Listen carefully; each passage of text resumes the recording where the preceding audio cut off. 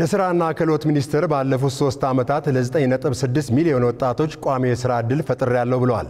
ሚኒስቴር መስሪያ ቤቱ ይህን ያለው በወጣቶች የሥራ ዕድል ፈጠራ ዙሪያ ከአዋሽ ባንክ ጋር በጋራ ለመስራት ስምምነት በፈጸመበት ወቅት ሲሆን ሌሎች ወጣቶችን ወደ ሥራ ለማስገባት ከሁሉም የፋይናንስ ተቋማት ጋር በጋራ እንደሚሰራ ገልጿል።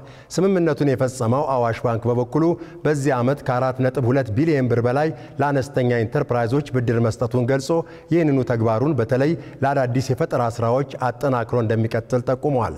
ፍስሐ ደሳለኝ ተጨማሪ ዝርዝር መረጃ አለው፣ እንከታተለው።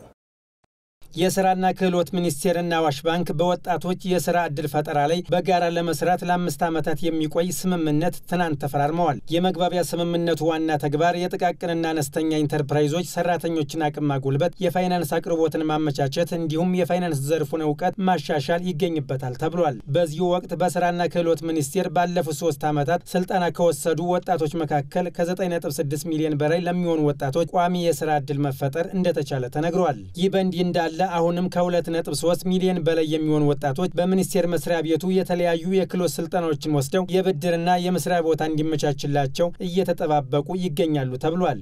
እነዚህም ወጣቶች ወደ ሥራ ለማስገባት እንደ አዋሽ ባንክ የመሳሰሉ የፋይናንስ ተቋማት ትብብር በእጅጉ እንደሚያስፈልግም የሥራና ክህሎት ሚኒስቴር አሳውቋል። ላለፉት 3 ዓመታት ሚኒስቴር መስሪያ ቤቱ ከተቋቋመ ጊዜ ጀምሮ እንደ ሀገር 9 ሚሊዮን ለሚሆኑ 9.6 ሚሊዮን ለሚሆኑ ዜጎች ጥራት ያለው ቋሚ የሥራ ዕድል መፍጠር ተችሏል።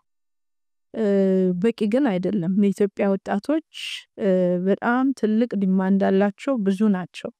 እንደ አዋሽ ባንክ ያሉ ጠንካራ አጋሮችን ይሻል ማለት ነው። ምክንያቱም የሚሊዮኖችን ጥያቄ መመለስ ያለበት ተቋም ነው ወይም ሌሎች ባለድርሻ አካላት ሚናቸውን እንዲጫወቱ ምህዳሩን መፍጠር ያለበት ተቋም ስለሆነ ስለ ወጣቶቻችን ለደቂቃም ለሰከንድም አይናችንን ሳንጨፍን እጃችንን ሳናነሳ ልንሰራው የሚገባ ትልቅ የቤት ስራ ያለብን። አዋሽ ባንክ በበኩሉ ጀማሪ ሥራ ፈጣሪ ወጣቶችን ታሳቢ ያደረጉ የተለያዩ የብድር አይነቶችን እያቀረበ መሆኑን ገልጾ በያዝነው ዓመት እስካሁን ባሉት ወራት ከ4.2 ቢሊዮን ብር በላይ ለአነስተኛ ኢንተርፕራይዞች ብድር መስጠቱን ጠቁሟል።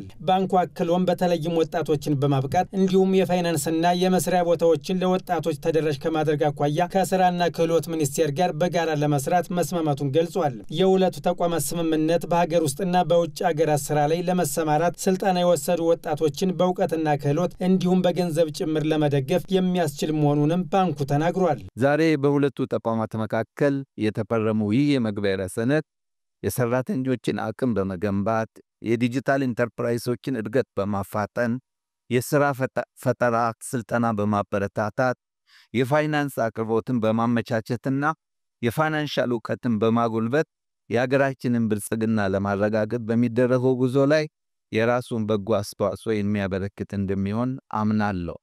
ለስምምነቱ መሳካት ከባንካችን የሚፈልገውን ሁሉ ለማሟላት ዝግጁ መሆናችንን ከወዲሁ ለመግለጽ እወዳለሁ።